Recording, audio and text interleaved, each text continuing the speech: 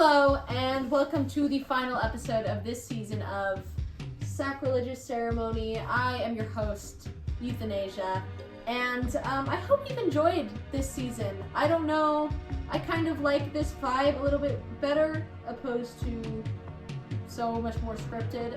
Let me know if you liked it in the comments down below. The final movie we'll be watching this episode is Heretic.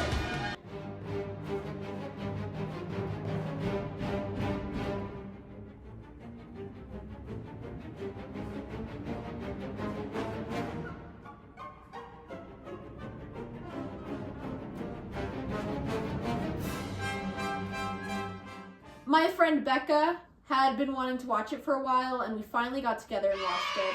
And it's definitely, I don't know if the experience that the average person has with this movie is, I don't know what that would be, because I am from Utah. I grew up with Mormons and like surrounded by Mormons and missionaries. I don't know how everyone else reacts to it, but this felt close to home. And even though a part of me, no offense Mormons, is very angry with them because of the way I've been treated by them, I also am very defensive because a lot of my family is Mormon, and so when people start hating, I'm like, you're hating and you don't know a single thing about it. Like, if you're gonna hate and you understand it and you understand the dynamics, yes. But if you are just a random person and you don't understand it and you're just hating for the sake of hating, I don't know, it gets on my nerves just a little bit. So this was a kind of a fun movie because I kind of expected it to be anti-Mormon, like making fun of Mormons, and it definitely, I don't think that was the case. And that was just really fun and like unexpected. So we watched these two girls. These are Mormon missionaries. I don't know where they are. It seems like the East Coast or something. And they're like chasing down this, or they're like trying to talk to people on the street and like get them to like accept the Lord and Savior Jesus Christ into their lives, right? I would just like to tell a story of one time I was in Missouri, and I saw these two missionaries out on the street, and I like waved to them, and they were kind of like, and so I crossed the street to go talk to them. Opposite problem. These missionaries did not want to talk to me. I was the missionary, and they were trying to get away from me. Like, they were not interested in having a conversation with me, and that's because they were from Idaho, and Idaho missionaries just don't know how to do it like Salt Lake missionaries. Not that I support missionaries, but I just was kind of like, hey, maybe you're from like, maybe we're from the same area. Maybe we have something to bond over. Like, Missouri, I have nothing to say to any of you people. They were actively trying to get away from me, and they failed being missionaries. I decree. There's this part in the film where it's like the beginning where they're talking, where one of the girls is talking about porn, and the other one's like, and just the way that she says like pornography. It was these two people having intercourse, sexual intercourse, sex, and a cameraman filming them, like an amateur pornography type thing. Literally, I think I just did that. Like, that's me core. That's how I talk. I love her. So they go to this guy's house, and suspicious vibes. Like, I didn't realize that girl missionaries have to have a woman present in the home. That's the least you can do, Mormon church, when you're making rules. Yes, make that a rule. Because you're just sending out these 18-year-old girls into these countries that they know nothing about. They don't know the culture or the customs, or they do, depending on if they ended up in Kentucky or whatever. But it's just, that seems unsafe. Even if they go in a pair, like, you're just sending these girls out. My friends were asking why they would just agree to the fact that there's metal in the walls. Like, when he said that, why they would just be like, yeah, okay. And I was like, no, I can't get behind that, because like I said, I get myself into situations with men where I just am agreeing just so that the conversation ends faster and we can just move on. And so I understand that. Like, when they say something crazy that I don't understand, I'm just like, I'm not a big fan of A24 films. I think they're pretentious, and this movie, this is no exception. I definitely think that this could have some super pretentious undertones. I was just laughing because this dude, he's just like, he's locked these girls into his home, and he's just like talking to them about Monopoly. This is me core. This is me. I love games. I try so hard to get people to play games with me. And I feel like eventually I'll be old, I will be this guy. I'll just be like locking, well no, that's not true. I would never lock a girl in my home. But I would be like trapping people in my home to play games with me. Reasonable. Yes, sir. I understand that plight. When you want to play games, no one wants to play games. Unlimited games, but no games. That's literally my life, bro. Games, unlimited games, but no games is my life. And then he starts talking about like his religious atheist beliefs. Redditor, you're a Redditor. He argues like a Redditor. And I was not alone in this thought. Like, I went to Letterboxd, people were like, Redditor, average Radiohead fan. Yes. And maybe it was so entertaining because it was Hugh Grant. I love Hugh Grant. And I'm not ashamed to say it, I love Hugh Grant. I can't believe that Heretic is my Halloween movie. This is the episode right before Halloween, I chose Heretic? It's not even that spooky. Shame on me. Shame me. Someone shame me. Where this is a religious movie, bring the shame in. Well, this is what I wore to my homecoming. I got it at the DI. It was perfectly tailored to someone who was exactly my size, and I know I never get to wear it. So I wanted to wear it.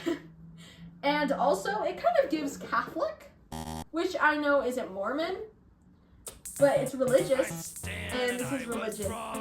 So he's talking about, like, the OG. This game was the game before Monopoly, and this song was the song before Creep, was the song before Lana Del Rey. And this religion was the religion before this religion, was the religion before this. Guys, Pretty Little Liars' Dollhouse was the OG before Heretic. Yeah, sure, you guys watch Heretic, but what do you guys know about the Dollhouse? You're a copycat. I know where you came from. When I was first watching this, I was like, the man was creepy, and that was obvious. But you were definitely expecting this man to be, like, gross creepy in the way that most men are. Or, like, most creepy men in movies are.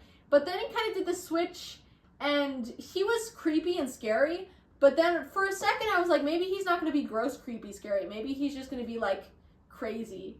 Does that make any sense? Like, I was hoping that he wasn't going to be predatory.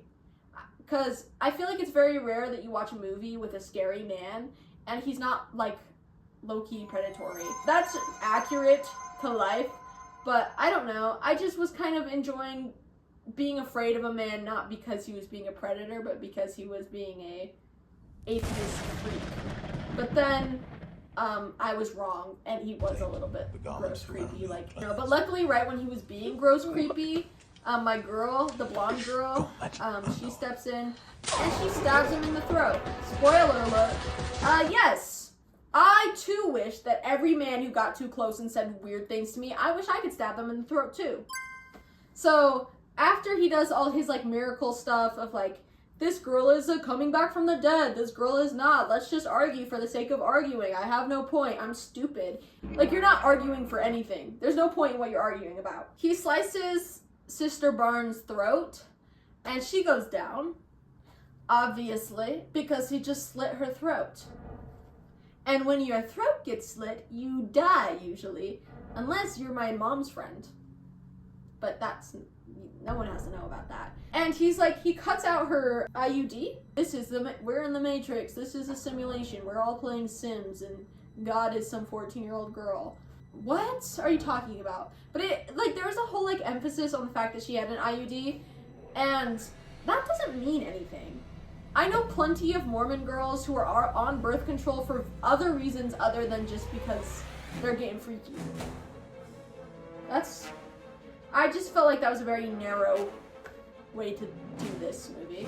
Like, you can be on birth control just to, like, control your period or whatever.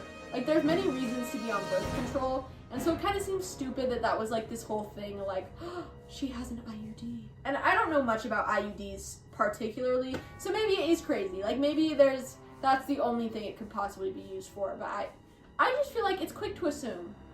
And, like, they make her out to be, like, this bad girl, like, she doesn't really believe, like, she does really believe, like, nah, that was stupid. Let's jump forward again.